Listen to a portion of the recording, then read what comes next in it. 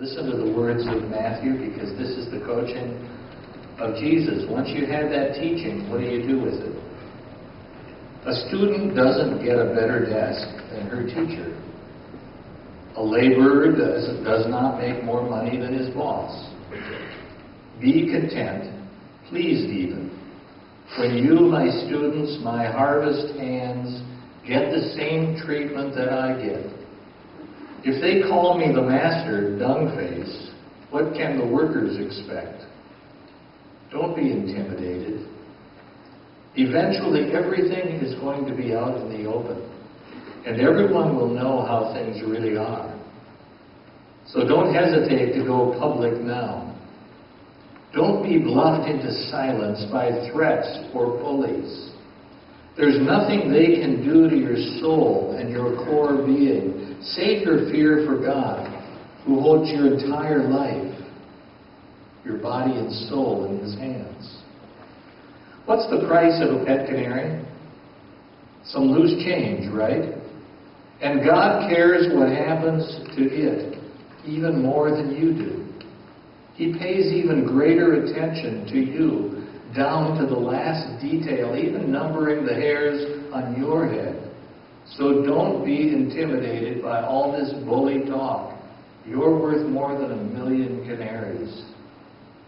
Stand up for me against world opinion, and I'll stand for you.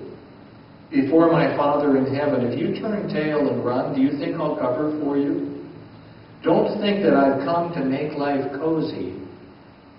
I've come to cut. Make a sharp knife cut.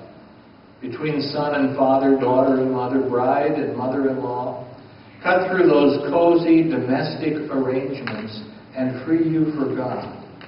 Well-meaning family members can be your worst enemies. If you prefer father or mother over me, you don't deserve me. If you prefer son or daughter over me, you don't deserve me. If you don't go all the way with me through thick and thin, you don't deserve me. If your first concern is to look after yourself, you'll never find yourself. But if you forget about yourself and look to me, you'll find both yourself and me. The gospel of the Lord. What a great piece of teaching. It's a hard one. It's a challenging one. When my son got his driver's license the first time, we lived in Colorado, and he was on the hockey team in Fort Collins where we drove. And I remember being at a party with the hockey team and hearing the kids talk about the cars they hoped to drive. They thought their parents were going to get them. Right. And my son got a little over-exuberant. One of his friends said, "Paul, look at your dad's car. You ain't getting one better than that." And I thought my little Datsun, my little Nissan was just great. And you realize there was something in him that, I can drive now. I've got to have it all. And there's something in us sometimes in life that, I know the value of things. I've got an education. I've got whatever. I've got to have it all. It's got to be laid before me. And the first lesson that Jesus speaks to them is saying, don't expect it all. Do you think you're going to have it any better than I do? He says, in life, God never promises that you can have it all. Your full appetite, your heart's desire, your belly full. But you will have what you need. You think you'll have more than I do? At times, people will abuse you. They'll call you dung face, or if you want to translate that however you do, it's right out of the Greek. He said, if people abuse me, they're going to abuse you. You're not always going to be admired. You have this great baptismal relationship described in Romans. And if you live it to the T, you're not always going to get thanked for it. But it's part of your character now. It's part of your life. And it's part of your walk. He says, don't be intimidated. The world will try to bully you. You realize the world will have its own values. When you open up the newspaper, when you look out at the world and what people choose to do, when you look at business, when you look at life, when you look at how people unpack their own desires in life, realize they are going to unpack all sorts of crazy things. Some things very good and very healthy for this world, some things very bad. And when you know what is godly and what isn't, don't be bullied. He says, don't be bullied. Have your own take on it. I love it when people have their own take on it. I'd rather have you have a wrong take on things than not have a take on things. Sometimes people say, I just don't have an opinion on that. I don't have an opinion. I'd say, people, you belong to God. Have an opinion. You can always reinterpret it. You can always argue it. You can always think it through. But don't be bullied by the world so that you are afraid of having your own stand. You are thrown into the pond to make a splash. Do you realize that? You've been thrown into the pond of life to make a splash. Don't be bullied into giving it up. And besides, all people can do is call you names. In some societies, they can kill you. But we're rather protected in this one, and all they can do is call you names and make you feel bad. Is that really going to ruin your day? Because the one who you answer to is the one who created heaven and earth and ordered the stars. Is the one who understands, the deepest order of the universe and the future and all of eternity. When you're in sync with that, why would you want to give that up? That's the God who holds you. And that's the relationship that you've got. Trust that that has power. Trust that that has power. You ever bought a pet fish? No? How about a pet bird? We don't do the birds that much. I don't see them. Some of you still do birds. I used to go down to the Ben Franklin in Pierre, South Dakota, where I grew up, and you could buy turtles, and you could buy little crocodiles. God knows where they got them. This is another generation. Some of you old enough to remember when you could buy a little crocodile at the 5 and dime? You literally could.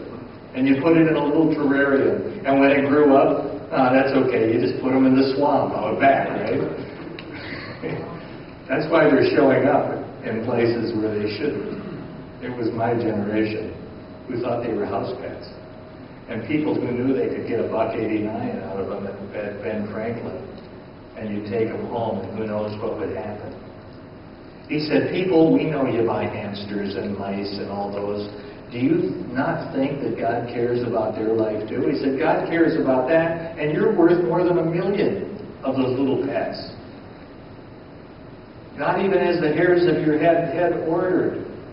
Do not get nervous when you think the world has an opinion of you that you can't control or don't understand. God has an opinion of you, and it is washed into the base of your soul, and no one can take it away. And that opinion is the core of a relationship that makes you strong and makes you powerful. Why would you give that up? It's people who can walk the line, people who understand where their boundaries are, people who can stand for something because they can see it. And they have that character within them. We are baptized into that. And then he says this teaching, he says, we all like to be comfortable. I've got one chair in my house, it tips back, and it almost swallows you.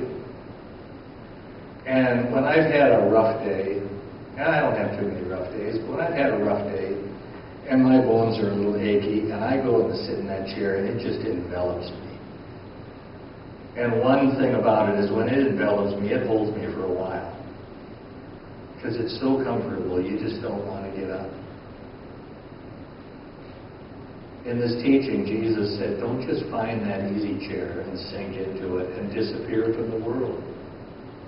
It's easy to say that's the kind of life I want. I want to just disappear from the world and be cozy and be comfortable and detached and just enjoy the comfort of it. That's why he comes and says, if your parents, if your family, if your household is part of your comfort in life, so you cannot live your baptism in edgy ways, in radical ways, in powerful ways, because you have a voice and you have a thought about it, then they're not necessarily your friend.